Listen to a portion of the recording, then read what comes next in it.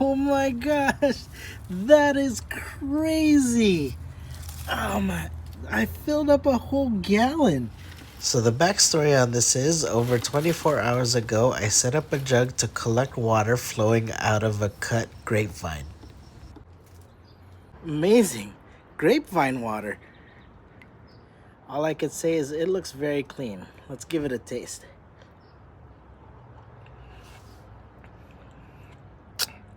Oh, whoa.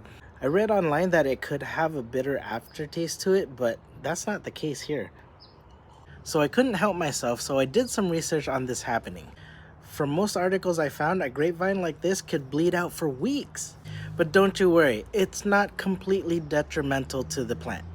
Some sources say that it may affect the plant's ability to survive a frost, but I live in Southern California and that is not a problem here. So what will happen now is that it'll continue on like this until the sap builds up and stops the bleed. One other concern is that if you have grafts below that bleeding point, it may drown the graft. But we're not grafting here, so we're good. In the meantime, I'm enjoying this amazing discovery because I never knew this happened.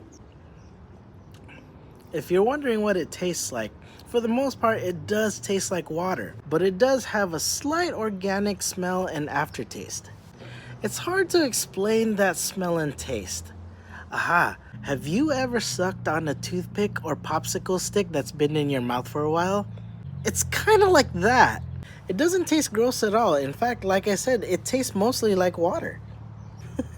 This is crazy. Oh, and another point, and I hope you're never in this position, but if you're ever out in the wilderness in survival mode and you need some water,